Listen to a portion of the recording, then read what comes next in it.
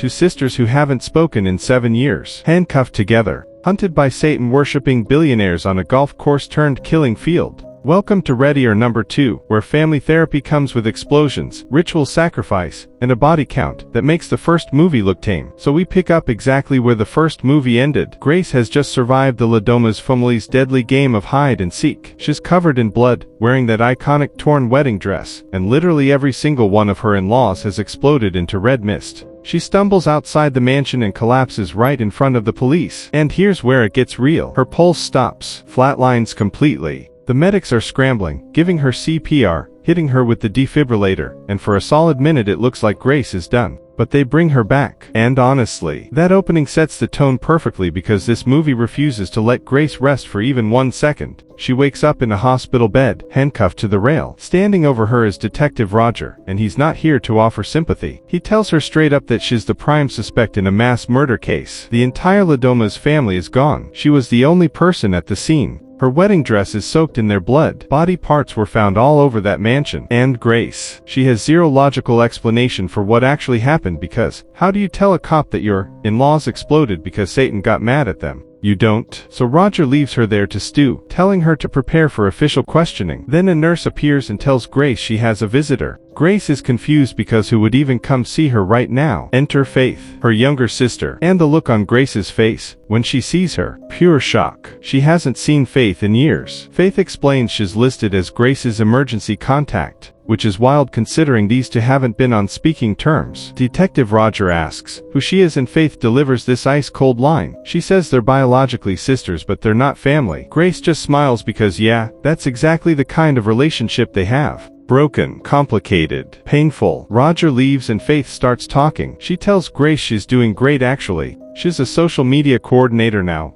lives in a nice place, has an awesome boyfriend. Basically, her life turned out fine without Grace. She didn't need to marry into money to fix her problems. And you can hear the bitterness dripping from every word. Grace asks how Faith even knew about her marriage, and Faith says she saw them together at a supermarket once. And here's where we learn the backstory. Both sisters grew up in foster care. When Grace turned 18, she got a scholarship and left for New York. Faith was only 15 at the time. Grace made a choice, career over family, and Faith never forgave her for it. Faith asks what happened and Grace says she wouldn't believe it. Faith decides to leave, but Grace grabs her hand and begs her to listen. So Grace tells her everything, the ritual, the hunt, the exploding family members, the demonic deal, all of it. And Faith's reaction. She says Grace is definitely going to jail because that story sounds completely insane. Now we cut to somewhere else entirely. An old man named Chester Danforth is sitting on his bed watching the news on TV. There's a war happening. Bombs falling. People dying. Reports of casualties flooding in. Chester picks up his phone, makes one call, and says arrange a ceasefire. Within seconds, the news anchor interrupts the broadcast to announce that a ceasefire has been reached. The war just stopped. Just like that. One phone call from Chester Danforth, and a global conflict ends. That's the power of the high seat. The person wearing that ring doesn't just control wealth. They control governments, wars, the fate of nations. Keep this scene in your head because it establishes exactly what's at stake in this movie. Chester's personal lawyer walks in with news. The Ladoma's family is dead. All of them. Chester doesn't panic. He calls his assistant Pamela and tells her to summon his children. Then he picks up his phone and sends out a text message that says the bride survived and the ball is in play. And this message, it gets received by 4 other families scattered across the globe. Von Chongjing in China, Ignacio in Spain, Bill Wilkinson in the USA, Vira and Madhu Rawan in England. And every single one of them lights up with excitement when they see it. Chester's children arrive. Twins named Titus and Ursula Danforth. Chester shows them an ancient ring on his finger and tells them this must never leave the family. They have to win the seat back. And then Chester does something that makes zero sense until later. He hands them a pillow. He lies down on his bed. He signals them, and both Titus and Ursula place that pillow over their father's face and suffocate him to death. Chester doesn't fight it. He wanted this. And here's what makes this scene brilliant. The movie doesn't explain why yet. It just shows you a father ordering his own children to kill him, and leaves you sitting there wondering what kind of twisted rules would require that. Back at the hospital, Grace is being escorted out by Detective Roger. They're walking down the hallway when suddenly Roger gets stabbed. A knife goes right through him. It's Bill Wilkinson, one of the family heads, and he's drunk, angry, and holding more knives. The sisters run. They dive under a desk. Bill is hunting them through the hospital like a maniac. They manage to escape into the hallway, grab Roger's gun, and try to find an exit, but Bill jumps in front of them. He disarms Grace, pins her to the ground, raises the knife, and right as he's about to stab her, he explodes. Just like the Ladoma's family, blood everywhere. Faith is in complete shock, but Grace already knows what this means. The ritual hasn't officially started yet. Bill broke the rules by attacking early, and whatever demonic force enforces these rules, it doesn't mess around. Grace grabs Roger's keys, uncuffs herself, and does something that tells you everything about her mindset. She changes back into that blood-soaked wedding dress from the first movie. She knows this isn't over. She knows she has to fight again. They try to leave, but the elevator doors open and someone throws a smoke grenade. Both sisters collapse unconscious. They've been kidnapped. Meanwhile, Titus and Ursula Danforth are driving to the family mansion. They pass their younger cousin Kip, who says he'll join them later. When they arrive, a convoy of luxury cars pulls up. First comes Ignacio from the Spanish family, along with his young son Felipe. Ursula asks about Francesca, Ignacio's sister, and he says she'll arrive soon. Then Von Chongjing steps out of another car with her son Von Kingfu, who's glued to his tablet, and immediately asks for the Wi-Fi password. Next is Vira Ron with his brother Madhu, and Madhu's wife Martina. And finally, a helicopter lands. Inside, Grace and Faith, still unconscious, being carried in like prisoners. They're brought before the council. All the family heads are sitting there. Ursula introduces herself and her brother Titus. Madhu awkwardly takes a selfie with the captives, which is such a weird tonal moment, but it works because it shows how detached from reality these people are. They're told that Chester has passed and they'll all be playing the game together. Then the lawyer appears. Not just any lawyer. The lawyer. He's carrying this massive ancient book, and everyone sits down because this guy clearly runs the show. The lawyer explains that he represents the La Bale organization, which is governed by a council of 6 families. 2 of those families are now gone. The Ladoma's family because Grace won. The Wilkinson family because Bill broke the rules. That leaves 4 families. He holds up the ring that Chester was wearing, and explains this is the high seat, the ultimate position of power. The person who wears this ring controls the council, and the council controls the world. Literally. We just saw Chester stop a war with 1 phone call. That's the level of power we're talking about here. Since Grace survived the first game, she triggered a clause in the bylaws that hasn't been activated in decades. Now the high seat is vacant, and there's going to be another game to determine who gets it. Grace can win it, or the 4 remaining family heads can. Pamela removes Grace's gag, and Grace immediately asks if she can have a cigarette. The lawyer says no. Grace says she doesn't want the seat. The lawyer responds that it's not optional. These families control governments, wars, economies, everything. This is double or nothing. Grace will play hide and seek again. She has to survive until dawn. If she does, she wins the seat. If she doesn't, whoever kills her gets it. Grace screams that she won't play, so the lawyer tells Pamela to kill Faith. Pamela walks over with a knife, and that's all it takes. Grace agrees. Faith's gag gets removed and she's yelling that she doesn't even know why she's here. They haven't spoken in 7 years. And the council members are loving this drama because it's messy and uncomfortable and real. The lawyer announces the game will begin at exactly 2:31, and here's a detail most people miss. In the Bible, Joel 2:31 describes the apocalypse, the sun turning dark and the moon turning to blood before the great and terrible day of the Lord. This movie is telling you that 2:31 is when hell starts. It's not random, it's biblical. Francesca bursts in at this moment. She walks straight up to Grace and starts cursing her out. Why? Because Francesca was engaged to Alex, Grace's husband from the first movie, before Grace came along and stole him. Grace casually mentions she threw the engagement ring at Alex right before he exploded, which only makes Francesca angrier. Ignacio has to pull his sister away before she does something stupid. Titus grabs a syringe and injects himself with something, declaring he'll be the one to kill Grace. Pamela injects Faith with a sedative. The lawyer lays out the rules. Council members cannot kill each other. If they do, their entire family explodes. They have to sign the bylaws in their own blood. The heads of each family will hunt on the grounds, while everyone else watches from the viewing room. If a hunter dies, the next oldest member of their bloodline takes their place. They can only use weapons from the era when the rulebook was written, which limits them to older medieval-style weapons. No guns for the hunters, though Grace will find some later. The sisters are dragged to their starting position on the golf course. The hunters gather at the starting line. The lawyer does a countdown. Vira puts on a creepy mask. The clock hits 2:31 and an all-seeing eye symbol activates throughout the compound. This all-seeing eye is a classic symbol of demonic surveillance, and it's watching everything that happens on these grounds. Everyone runs to their golf carts, but Titus had already stolen the keys from the other carts. So while Titus and Ursula cruise comfortably toward the sisters, everyone else has to run on foot. It's a dirty move, but it's smart. Grace wakes up on the ground, handcuffed to Faith. She shakes her sister awake. Faith is panicking, asking why they want to hunt her, and Grace explains they want Faith there to slow Grace down. She's bait, human dead weight. And the harsh truth is that's exactly what she is in this game. On the golf cart, Titus and Ursula are already arguing about who gets to wear the ring when this is over. Von Changjing pulls out a drone and sends it flying over the course. Grace and Faith are arguing about which direction to run when they spot the drone. Grace grabs a pole to fight it off, but Von Changjing's voice comes through the speaker saying she doesn't want to hurt them. She's found a loophole. But before she can explain, Ursula shoots the drone out of the sky. The sisters run into the woods as Ursula fires shots at them. The other family members are watching from the viewing room upstairs, tracking everything on cameras installed around the property. The sisters hit a massive wall surrounding the compound. There's no way to climb it. They're trapped. Grace and Faith sit down for a second to catch their breath, and Faith immediately starts in on Grace. She says Grace has always focused too much on money and status. That's why she didn't see her fiancé was in a literal satanic cult. She asks what Grace's boyfriend even did for a living, and Grace says finance,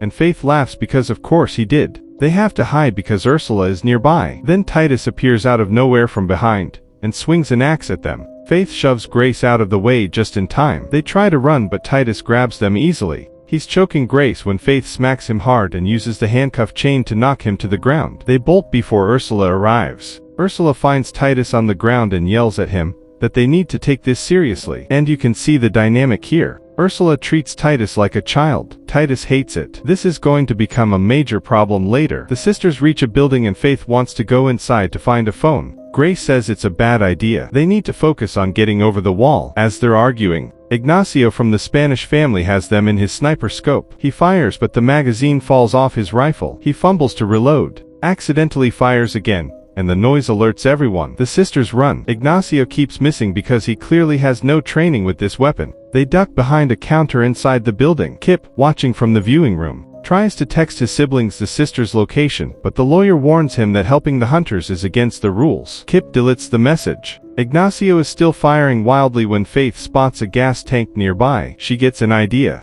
She starts piling dry leaves and sets them on fire to create a smoke screen. As the area fills with smoke, Vira Ron comes racing in with a dagger. Ignacio, still firing blind, hits the gas tank. It explodes. Grace gets hit with shrapnel and glass. Vira gets knocked down. Ignacio panics for a second, thinking he killed Vira because if he did, his entire bloodline would explode. But Vira is alive, just injured. The sisters find the entrance to the building and get inside. Faith sits Grace down and starts pulling glass shards out of her arm one by one. It's brutal and intimate, and this is the first moment where you see Faith actually caring about Grace despite everything. Grace, in pain, tells Faith she wanted to find her before the wedding. She wanted to invite her. Faith says she wouldn't have come, but Grace insists she wanted her there. They take a moment. Then Vira enters the building with his dagger. They run into what looks like a laundry room, but it's filled with old execution devices. They find a metal cutter, and finally cut the handcuffs. The noise alerts Vira and he comes charging in. The sisters attack him together, beating him down,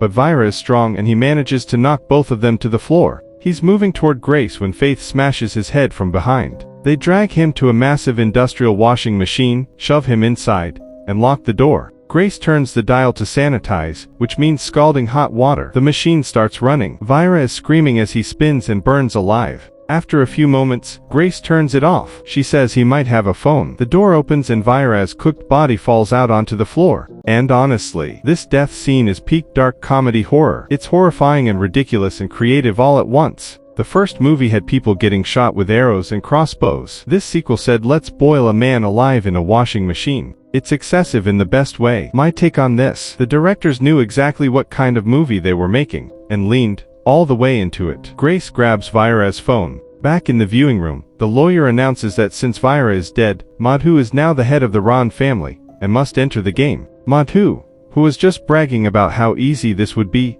suddenly gets terrified. He asks about his wife Martina. The lawyer says if Madhu wants, he can sign over leadership to her, and she'll have to hunt instead. Madhu says yes immediately. Martina is furious. She says signing that paper will be the death of him. Madhu says it's hard for him too, and signs it anyway, throwing his wife into the game to save himself. Grace tries to call 911. The call connects. She explains the situation, but the call was intercepted by Ursula because the Danforth family owns the phone company. They're capturing every outgoing call on the property. Ursula pretends to be a 911 operator and tells the sisters to head to the main gate, where police will meet them. It's a trap. The sisters start moving toward the gate when Von Changjing appears in front of them holding a sword. She says she doesn't want to hurt Grace. She's here to make a deal. Her lawyers found a loophole in the bylaws. If Grace marries Von Changjing's son, the Von family automatically gets the high seat, and Grace gets to walk away alive. Faith immediately says yes on Grace's behalf because it's a clean exit. Von Changjing says they don't even have to live as a real couple. Grace would just become part of the organization, but Grace refuses. She says she doesn't want to kill innocent people or sacrifice goats, or be part of any of this. Just then Ignacio appears. He can't kill Von Changjing because that would make his family explode, but he can pressure her. Von Changjing points her sword at Grace, and says she'll have to kill her if Grace doesn't say yes. Faith is screaming at Grace to take the deal. Ignacio steps closer. Faith, desperate, grabs spoons from nearby, and throws them at Von Changjing. Grace shoves Von Changjing hard and her sword goes straight through Ignacio's throat. He dies. And because Von Changjing killed a member of another family, she explodes instantly. Blood everywhere. Back in the viewing room, her son Von Qingfu, who was just sitting there eating and playing games, explodes too. The entire Von family is gone. Faith grabs the sword. They keep moving. Faith asks why Grace didn't take the deal. Grace says she doesn't want to live like that. She doesn't want to trust any of these people. She says she took a risk trusting someone once, and lost Faith because of it. And Faith fires back. She says Grace didn't lose her. Grace abandoned her. Grace argues it was a once-in-a-lifetime scholarship. Faith says Grace could have become her legal guardian. Grace says she couldn't have done that and planned a future for both of them at the same time. Faith says she still left. Grace finally apologizes. She says she's happy Faith's life turned out well. And that's when Faith breaks. She admits she made the whole thing up. The boyfriend, the job,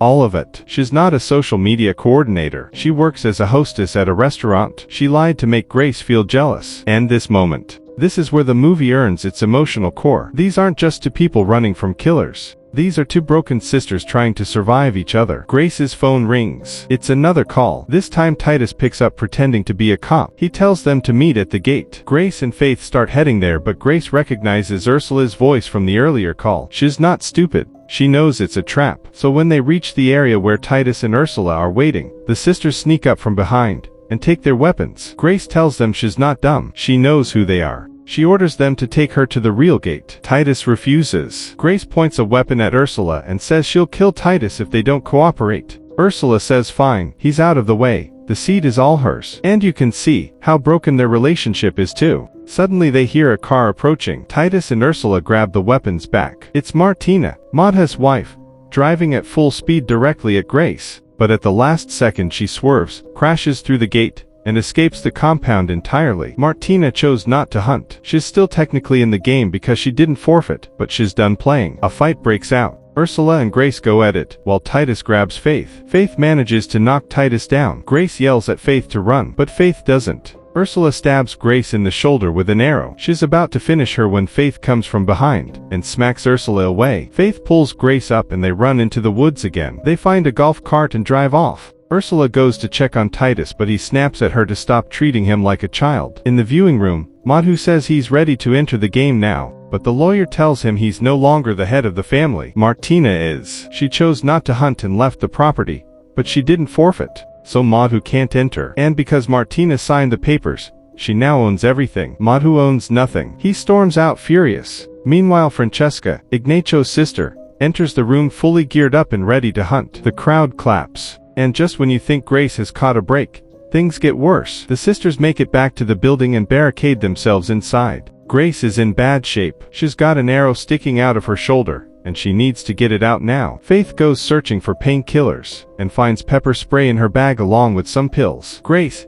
even while bleeding, tells Faith she always makes the wrong choices. Faith snaps back saying she literally just saved Grace's life. Grace says she could have saved herself, and she can't take care of both of them. They start arguing again and Grace drops the nuclear option. She says she was right to leave all those years ago, and she wishes she had never found Faith. Faith, completely crushed, walks out of the room. Grace swallows the painkillers and gets up to call after Faith, when Francesca bursts in holding a rocket launcher. But here's the thing, Francesca is holding it backwards. The rocket fires behind her instead of at Grace, and it's genuinely one of the funniest moments in the film because this woman is so incompetent she nearly kills herself. Francesca then charges at Grace, who hits her with pepper spray, but Francesca grabs it and sprays Grace right back. Now both of them are blind, swinging wildly at each other like a slapstick fight scene in the middle of a horror movie. Outside, Faith decides to go back and help, but gets jumped by Titus, who starts beating her savagely. And I mean, he is brutal. He's not just fighting her, he's enjoying it. Back inside, Grace pours water on her eyes to see, but Francesca is relentless. Meanwhile, Titus is about to finish Faith when Ursula shows up and stops him. She says they can use Faith as bait. When Ursula yells at Titus, he slaps her across the face. That moment tells you everything. Titus is unstable, violent,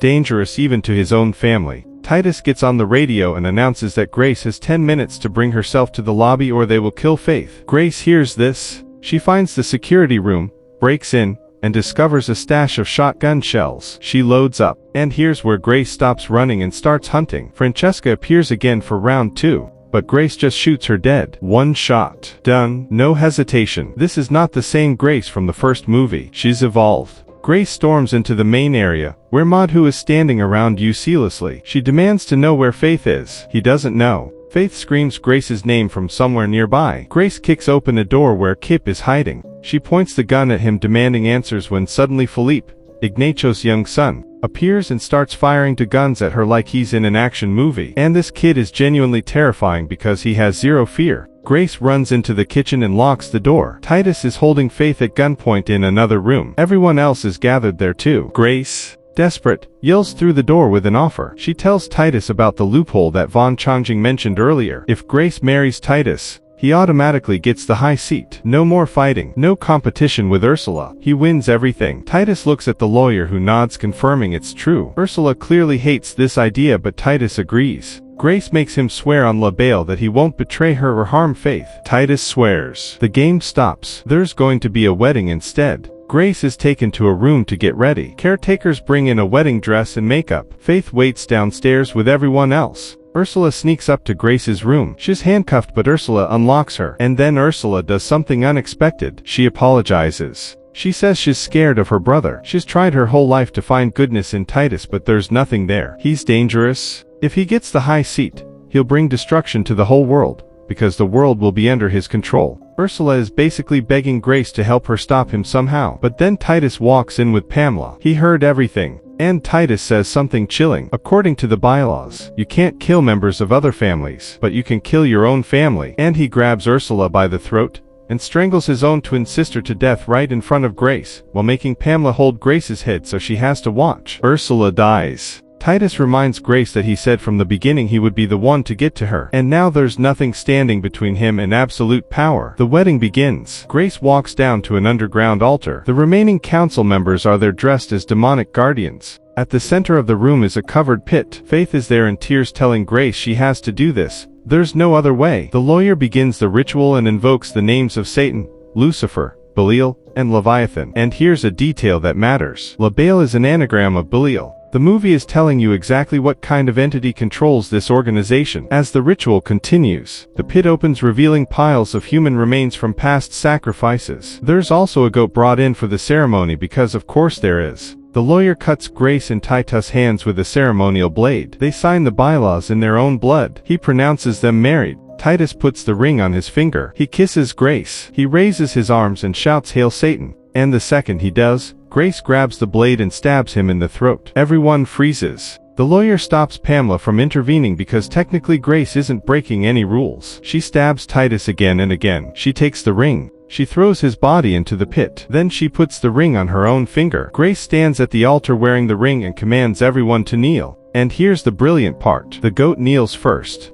Before any of the humans move, the goat drops to its knees because it recognizes power when it sees it. Everyone else follows. Grace is now the head of the council. She controls everything. And then she does something that breaks the entire system. Grace announces that her first act as head of the council is to remove herself from the organization. She's renouncing the high seat. Kip asks the lawyer if she can even do that. The lawyer says there's no rule against it, because no one in history ever thought someone would willingly give up this kind of power. Kip asks who gets the seat now. The lawyer says, whoever wears the ring by dawn. And there's only 3 minutes left until sunrise. Grace takes off the ring and throws it into the pit. Chaos erupts. Every single person in that room jumps into the pit fighting and killing each other to get the ring. It's absolute carnage. Council members, servants, everyone, they're all tearing each other apart. Grace grabs the goat that was meant to be sacrificed and walks out with Faith. And honestly, this is where the movie reveals its genius. Grace doesn't want power. She wants freedom. And LaBelle, this ancient demonic entity that's been controlling humanity for centuries through greed and ambition, never saw that coming. Dawn breaks. The sun rises. And because no one managed to claim the ring in time, LaBelle gets angry. Everyone in that pit explodes. Blood sprays everywhere. We cut to Madhu, who's standing outside the pit looking relieved that he survived. He's smiling. And then he explodes because he was still part of a council family. The only people who survive are Grace, Faith, the goat, and the lawyer. The lawyer walks forward carrying the bylaws book and he's smiling. Not angry, not upset. He looks impressed. Then fire rises along the walls and we see LaBelle himself. Not as a person but as a presence made of flame. And LaBelle looks at Grace and nods. It's not anger, it's respect. Maybe even appreciation. This nod isn't just respect. It's LaBelle acknowledging that Grace outsmarted a system designed by an ancient demon. Grace just destroyed the entire power structure in the most elegant way possible. She won 2 games, eliminated multiple ancient families, and rejected ultimate power. That's unprecedented. Some fans think this means LaBelle will come for Grace personally in a potential 3rd movie. And honestly, I'm here for that. Grace and Faith walk out of the mansion together. Grace finally lights that cigarette she's been asking for since the hospital. They're carrying the goat with them. And here's something creepy. When Grace commanded everyone to kneel earlier, the goat knelt first, before any human. Many fans think something lives inside the goat. Maybe it's LaBelle's spy. Maybe it's a test. Either way,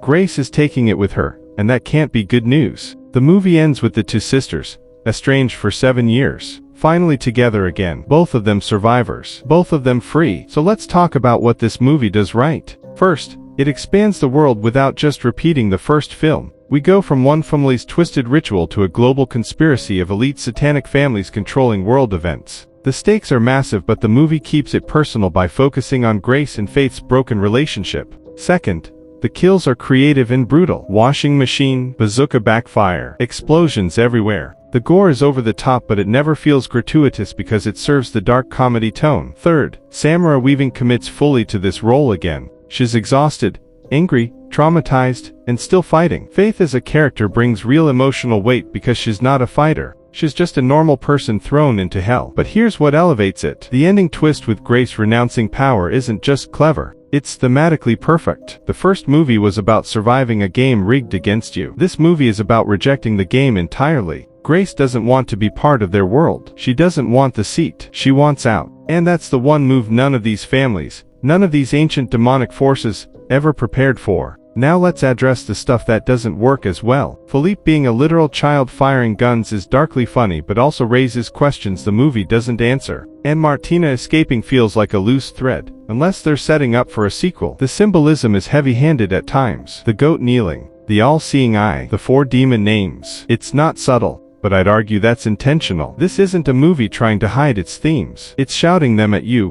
while covered in blood. My rating? I'm giving Ready or Number 2, Here I Come a solid 7.5 out of 10. It's not as tight or surprising as the first movie, but it's bigger, bloodier, and emotionally richer. The Grace and Faith dynamic carries the whole film. The action is relentless. The satire of billionaire elites willing to murder for power is sharper than ever. And that ending, chef's kiss. If you loved the first movie, this delivers exactly what you want while taking risks that mostly pay off. Final thoughts. This is a sequel that earns its existence. It doesn't just remake the first film with a bigger budget. It asks what happens after you survive, and the answer is you get pulled into something even worse. Grace's arc from victim to survivor to rebel is complete. She's not running anymore. She's fighting the system itself. And in 2026, when billionaires actually do control massive parts of our world, that message hits different. The movie also leaves the door wide open for a 3rd installment. The lawyer survived. LaBelle clearly has plans. That goat is definitely symbolic of something. And Grace now has a target on her back from whatever remains of this organization. I'd watch that movie in a heartbeat. So if you're into horror comedies